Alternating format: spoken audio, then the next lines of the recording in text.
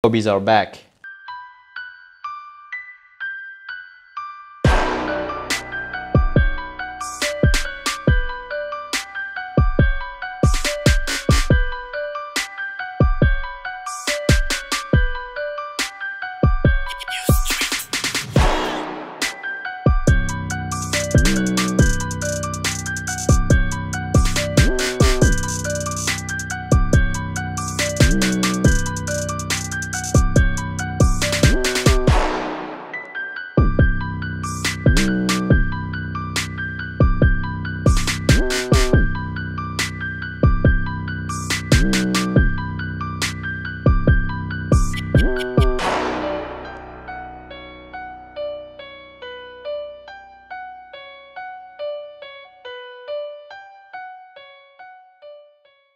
What's up boys, bienvenue sur la chaîne Swoosh TV, j'espère que vous allez bien. Vous ne pouvez pas savoir à quel point j'avais hâte de tester ces nouvelles Kobe et surtout de partager mon avis avec vous. J'ai pas mal de points à évoquer sur cette Kobe, notamment en termes d'amorti, de confort, de revêtement, etc., etc.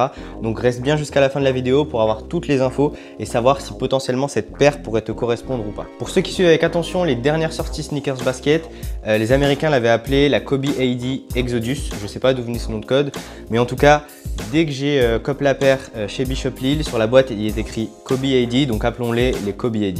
Juste pour information, ce modèle est le quatrième de la gamme Nike Kobe AD. Donc on avait la Kobe AD, la Kobe AD Mid, la Kobe AD Next, la Kobe AD Next 360 et ici la Kobe AD version 2018. Et je vous avoue qu'on peut s'y perdre très facilement. Aujourd'hui tu vas dans un magasin de basket et tu demandes les Kobe AD. Lesquels 2017, 2018, les AD Next, les AD Mid, on sait pas trop. Bref, revenons sur la chaussure. Je voulais commencer par l'aspect extérieur qui est le point comme toi ou moi basketteur. Regardons en premier sur une chaussure de basket. Nike nous a concocté un modèle plutôt plaisant.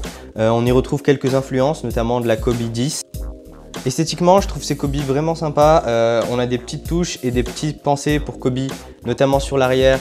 Le sigle au niveau de la languette, au niveau de l'intérieur du pied aussi. Des petites touches qui rendent vraiment la chaussure sympathique et plaisante à voir. Mais quand j'ai su que Bishop allait recevoir mon coloris préféré qui était celui-là, il fallait absolument que je puisse les tester. L'un des éléments qui font que cette paire est plutôt unique en son genre, c'est le fait qu'elle arbore plusieurs matériaux différents, plus ou moins rigides, sur une même chaussure.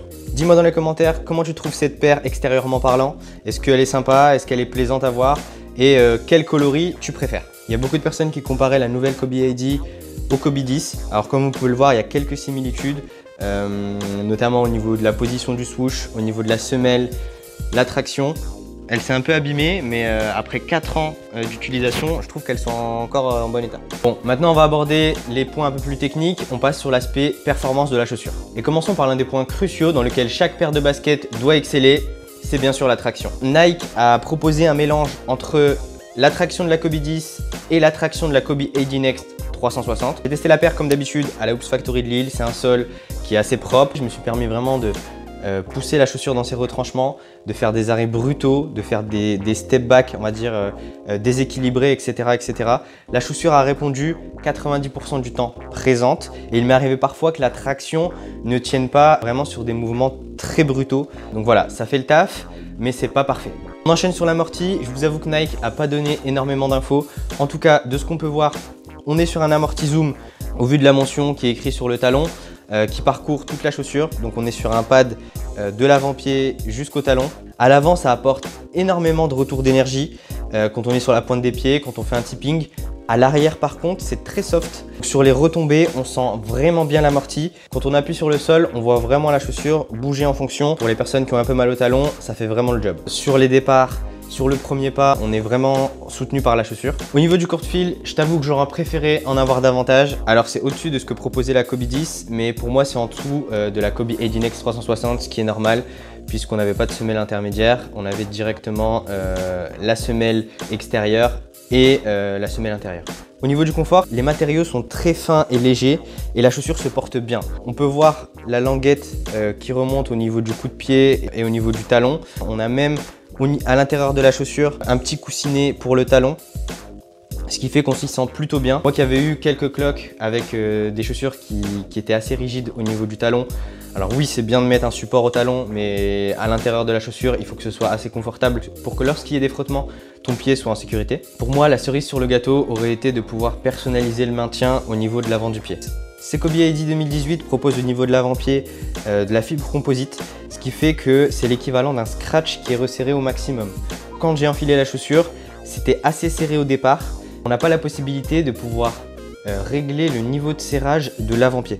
Dans la mesure où si on avait un scratch, potentiellement on pourrait régler ce point-là ou tout simplement avoir la languette qui permettrait de personnaliser lorsqu'on serre les lacets ou non. Enchaînons sur le maintien, c'était un point sur lequel j'étais un peu perplexe au départ, effectivement, parce que lorsqu'on voit la chaussure, on a des composants qui sont très soft, qui sont vraiment légers et assez fins. Donc, comme vous pouvez le voir, la chaussure peut se plier littéralement.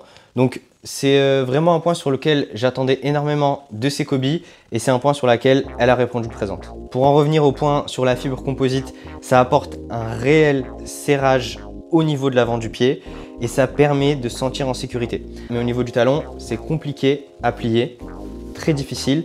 On a bien un support rigide qui vient faire le tour du talon et qui va venir sécuriser cette partie-là. Comme sur l'intégralité des chaussures de basket, le prolongement de semelle sur le côté qui permet d'éviter les torsions du pied et pour pas que le pied tourne lors des changements de direction. La chaussure est restée stable durant tout le test.